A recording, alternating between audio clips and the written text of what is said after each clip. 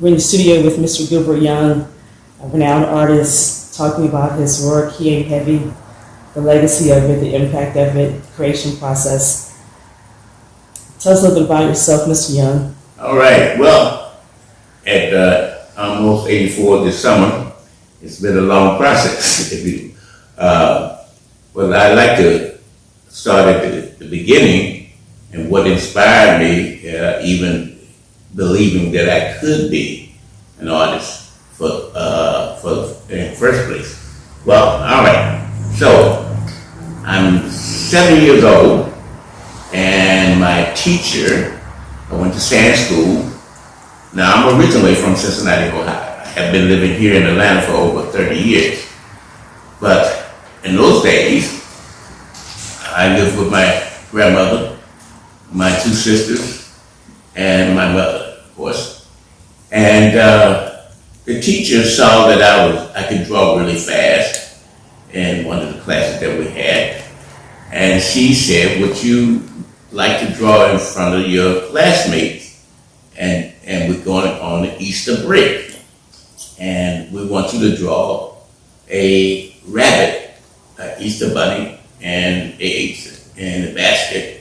And while that's happening, we're going to get another teacher who would accompany me on the piano playing a song.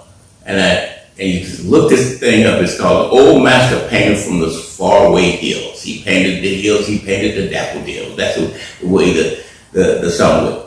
Well, I got on stage, and they, we set us down it wasn't I think it was a gym, and it had an area where they set up this little drawing easel for me, and I started drawing while the teacher played. And after that performance with her, and I saw my little classmate all getting excited and just jumping up and clapping, and I said to myself, this is it. I'm an artist, and I know what I want to do.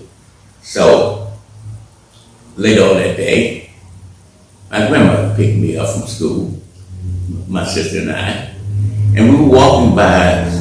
This is about 1948, and we're walking by some men who work for the city, and they were digging a ditch. And at that time, I looked at my grandmother and I said to her, I'm not going to do this. I'm going to be an artist. And my grandmother, with great surprise, said, oh, really? And then she said something. She said, I know you will, baby. And we continued on. And that was the beginning, I believe, of my art career on that level. Now, there was one more incident that really solidified everything that I just spoke of. Summer was over. I got my little drawings out, and I ran home, and it was we're going to go on the summer break. And I remember running up the steps. We lived on the second floor, and my grandma was in the kitchen. I have to describe her. She was about 5 foot tall and about 5 foot wide, and almost jet black with white hair and gnarly hands. And she was cutting out biscuits, plastic paper with the flour, and in the hot kitchen, and the fan was blowing out outside, pulling the hot air out of the kitchen. And I said, Mama, look. And she looked at me, and she wiped her hands off on her big belly and her apron. And she said, what you got for me, baby? And I showed her this drawing. And she said, she stretched her arms out as far as she could. And she said, this is beautiful. Well, Grandma laughed because it was upside down. And I said to her, Grandma, it's upside down. How it's going to be beautiful? Mm-hmm. And she looked at me, and this is what she said. She said, if you done it, and Grandmama saw it, I don't care how I look at it, is beautiful to me. I remember those words. I remember that moment. And it lasted all my life because it was confirming that I was somebody and that somebody would love me no matter how they looked at my artwork. And from that day, I knew in my heart that I was going to be the best artist that I could be. So that was the beginning, and that's carried on for the rest of my life.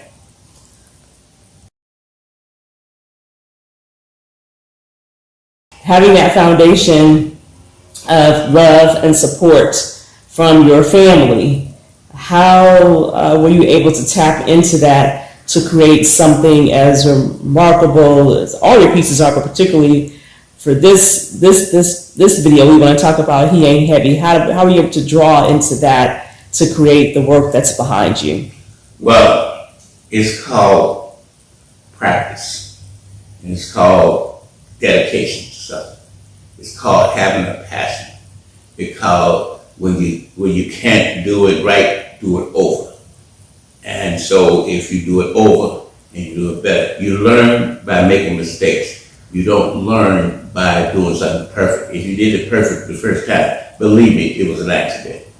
Okay? So I was comfortable being the little kid that can draw. I was comfortable with that, although I lived in a community where I never ever saw a real live professional artist.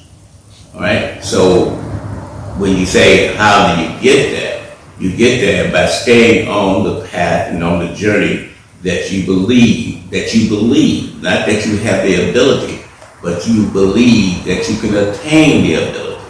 And so by a series of happenstances and good teachers, for the first black teacher that I ever met, I was in, I think, the sixth grade, and her name was Miss Phillips. And Miss Phillips walked me home and said to my mother and grandmother that you got to get him into this special school. Well, they looked at her like she had lost her mind. We had no money. We were in 2 rooms, not 3, and we had an extra child.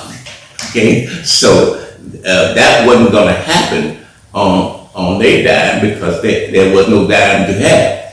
But she said, it's free at the Cincinnati Art Academy 1 day a week on a Saturday, and if you can get the car fare together, he can go. And that's what they did. They gave me a quarter every Saturday, and that was enough for me to get on the bus, get up to the school, and again, practice, observing, practice, and more practice. And this is in Ohio, yes. This is in Ohio. So those events, no one, is in a vacuum in society to create their lifestyle. We all are dependent on each other.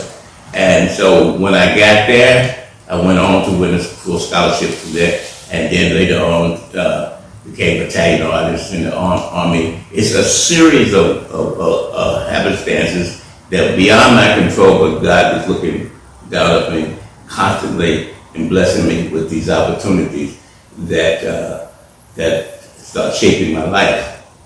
All right. So now we're grown, and I have had plenty of success visually and socially and financially in my community, and people recognize who I am. I just got out of the service a few years ago. When I got out, I credit Dr. King for his sacrifice that allowed them to pick me as a conservator of the University of Cincinnati, because of the circumstances that was happening in the street. The system was trying to balance things out. So therefore, I got an opportunity to show my craft off because of the situation that was going on in America.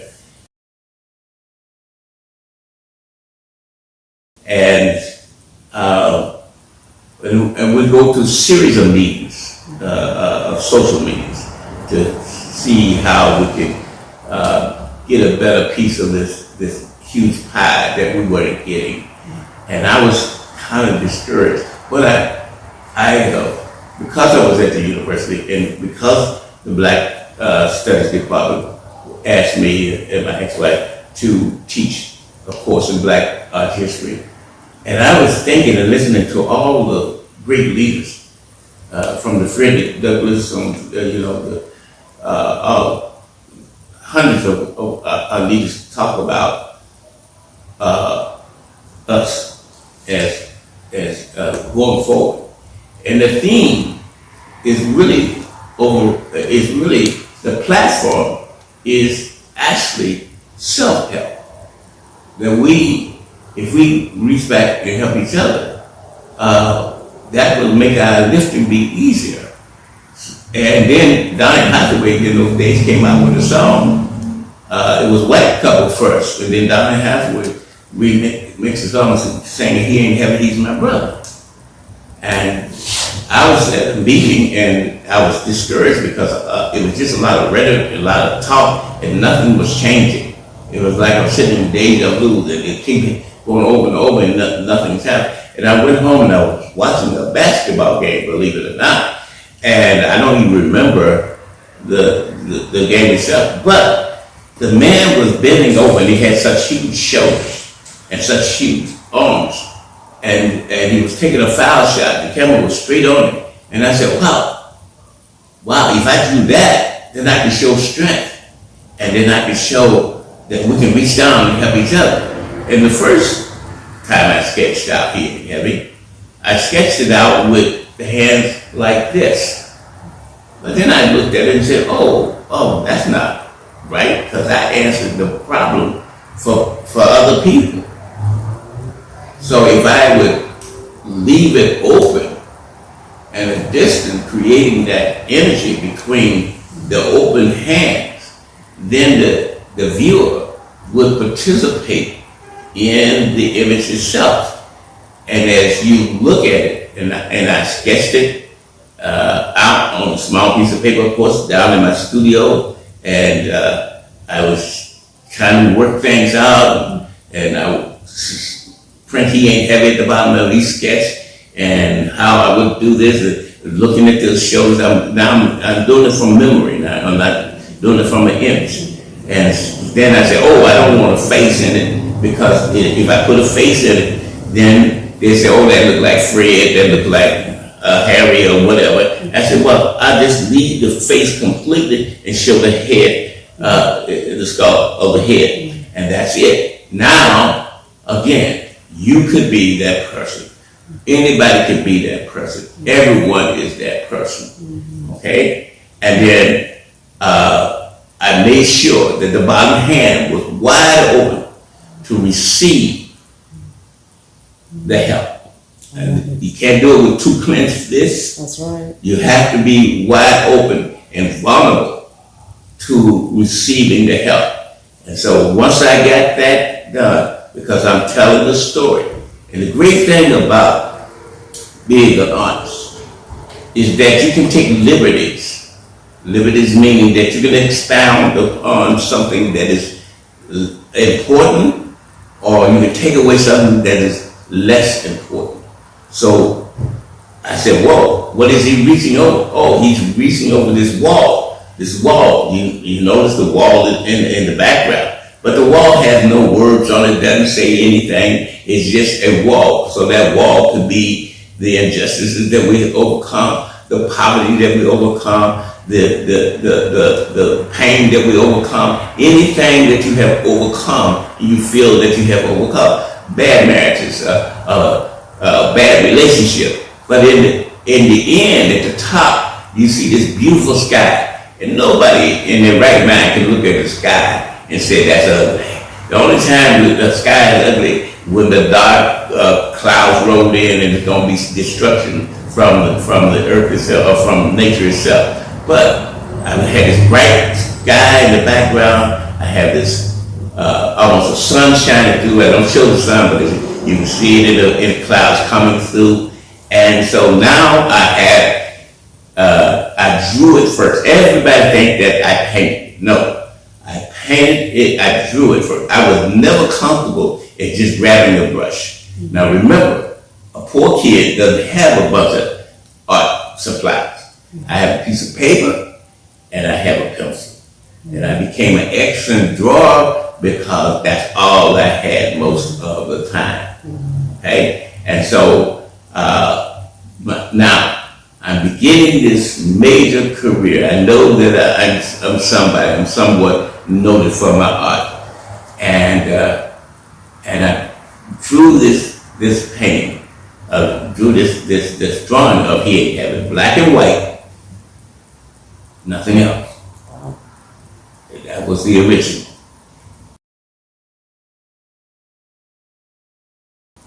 And a Leon Durham, who was a baseball star in Cincinnati, played for the Cincinnati Reds. He knew of me, and he came out the house to see what I had as far as he was going to buy some art. And I said, okay. And I knew he had money. And so he came down in the studio and he looked at He Ain't Heavy and he said, how much you want for that? And I said, I had no idea. But I remember I just bought a new car and it cost $3,000. I'm sorry, $3,100. And I said, $3,000, thinking that he would never accept it. He said, okay. And he started pulling out a check. And I'm like, well, what are you doing? He said, I want this painting. And I'm going to throw a party for you. So he wanted to buy the black and white sketch. Paint. The paint. I'm sorry, the drawing. The drawing. I misspoke. The drawing. The drawing. Okay, what was the size of that black and white drawing? The same. Oh, the same size. Same size. Oh, 60 inches tall, and I think it's 21 inches wide, I believe. All right. Okay. And so that's it. Did he buy it? He bought it. You bought it. Okay. Mm-hmm. Well, when he was running out the door with it, my wife said, "What the hell is going on?" And I said, "Leon just pulled out the painting," and I said, "Leon, wait a minute. Don't take it home yet." He said, "What? Why?" I said, "I want to make some copies of it, and I want to do a limited edition print of it." And he said, "Okay." And he started arranging the party, and I started arranging how to get the prints. But this drawing was for you to use as a basis for the final piece. No, it was not. It was, I didn't even think of it. Okay. All right, all it had was a drawing, and I went to a printer, and I think it cost me like $500 or something like that. It wasn't even that much to print up limited edition black and white. He Ain't Heavy, and it was less than half the size of it. It's about 38 inches tall and 17 inches wide. When you narrow these things down, you pull it down. So I had 300, and I thought, man, 300, it's gonna take me forever to sell these things out, and it cost a whole $25, right? And all my friends said, "Oh my God, $25, man! Can't you give me a break? You know, it's $25, man." Okay. And so, 2 months later, I didn't have any more prints. And I said, "Oh, hell, I done messed up." They're all gone. They're all gone. Now, what do I do? So I understand the rules and ethics in art. I said, well, I'm going to paint it. And this time, I'm going to have open-end prints. And I can sell them forever. So, that's what happened. I started to paint it, and the painting responded to people more than the black and white because of the color in it, okay? And because they saw the brown skin, they saw the blue sky. The black and white was a great interpretation of it, but it was so close to the sketch. And so now I painted it, and that was over 40-some years ago, but I forgot even what year. I had to check with my wife and find out the actual date because we got to record it somewhere. But so I wasn't even in my 50s at the time. I think I was in my mid 30s. So that's what happened. And then I thought selling them. I would get 10,000 at a time, and then 10,000 more when they run out. 10,000 more. Then I looked at it and said, wait a minute, we're wasting paper here. Let's print some small ones on the side. And that's what happened. So now we have mini, he ain't heavy, and we have big, he ain't heavy, and color.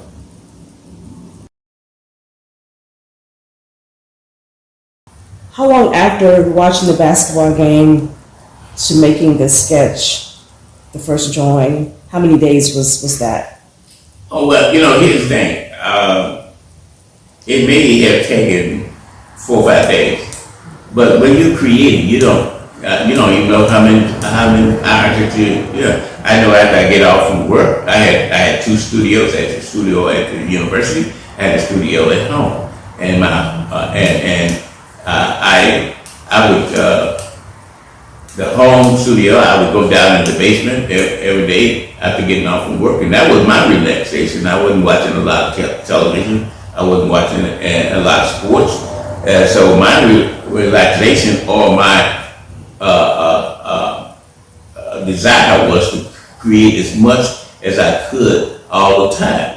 So with that, maybe 4 or 5 days sketching things out, working problems out, and then buying the material. I knew what kind of board that I wanted on, illustration board, and they were selling that board.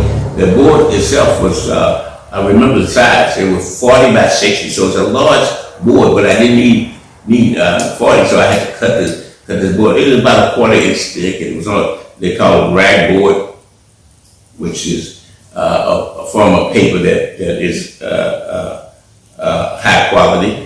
And I took that and started drawing on that. And then the other was later on we had to come up with the canvas, and then I had to order the canvas the same size. But that process is it would take maybe a month that I created He Ain't Heavy all together, because a little bit at a time. And then try to draw exactly what I did on the other one. And then, so I already had a pattern there. So to draw it on quickly was easy. To paint it was a little more difficult. Talk about the materials that you use. What kind of paint did you use, and how did you know the coloring that you wanted? This is an all painting. It's all on canvas.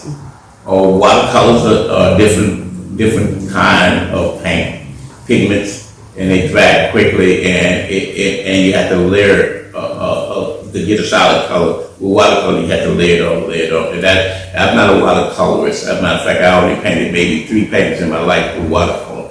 But all is a great medium, all in acrylic. Now, many people don't realize that you can mix the two. Right? You can have acrylic base, and then you can go over it with oils, and you have the same effect, even and quicker. I can lay down a acrylic base on something like a light blue background, say for a sky, right? Just lay it down, or medium background. Then I can go in there with white paint, which is flexible and you push it around, you move it, and it stays, and it stays, pliable for a while you painting it, and so doing that you can get all kinds of effects. You can there's a thing called glazing, and what happens is that most people think you can get a certain color with one shot. No, you can't. A lot of times you have to use what is called a glazing technique. You put down a basic blue, but you want a blue purple. But you want that purple just a hint enough just to be enough to give it the sheen. So now once the base is dry, you come back with a glazed light. You use I use a lot of linseed oil and poppy seed. You mix it, put a little color in it, and just enough to glaze over the top of it, and it gives this nice hue to the paint, wherever you want to paint it. You have to take certain liberties and create it. So one thing you have to do also, I believe, is that stop, for the young artists, stop dictating to your artwork what you want it to say and allow it to speak to you. Because what happens is, when you psychologically get into it, and you look at it objectively, it'll say, yeah, I need some more color over here.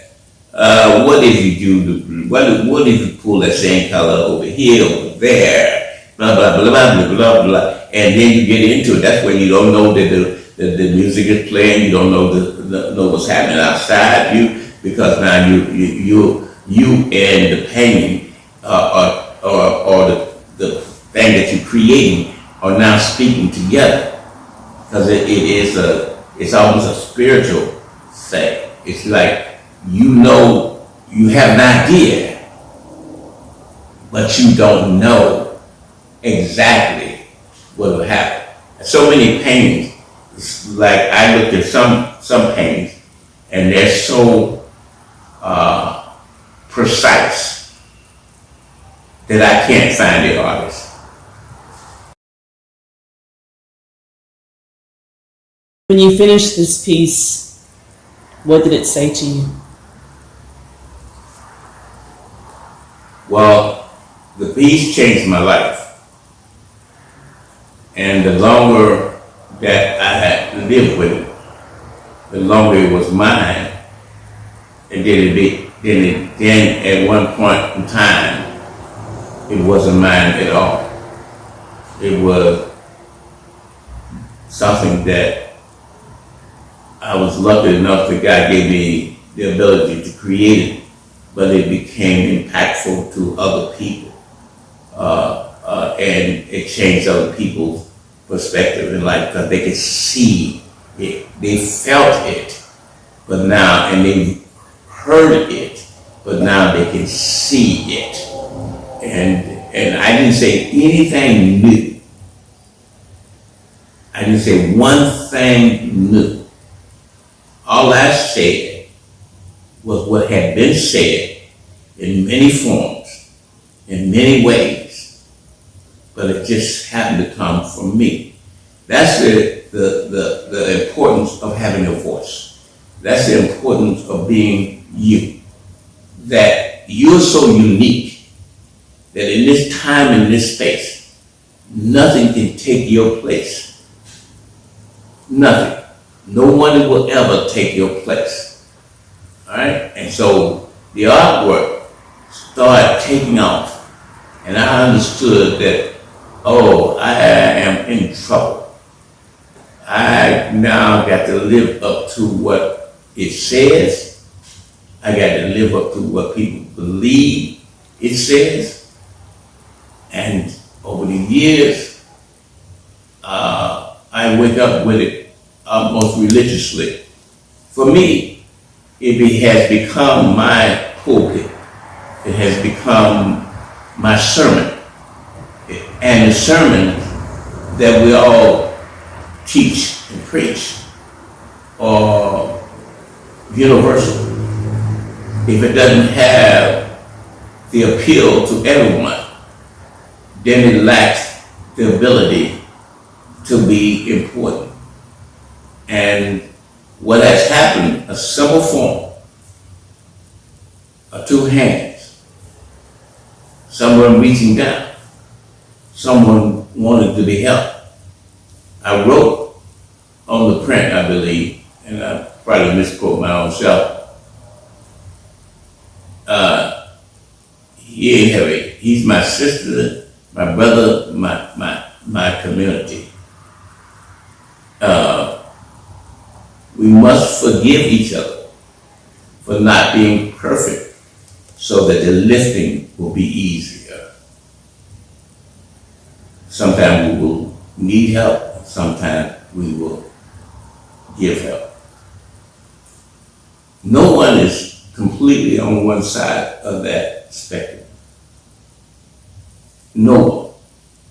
No matter what position you're in, that's why the painting has become so important, is because it speaks to all those positions that we find ourselves in on a day-to-day basis, and find ourselves trying to live up to the image that we create, our own selves. And the doubtfulness is, am I doing a good job? Why, I ask myself, why did God allow me to live this long when my colleagues and friends and people that I know passed on, and I'm still working, and that painting is still important? For me, it was a gift to my society and to my people out of that period of time when our spokesman for righteousness was shot down, gunned down, did everything, lynched, whatever. All the people who spoke truth to power, that basically we're just talking about ourselves. I'm Gilbert Young.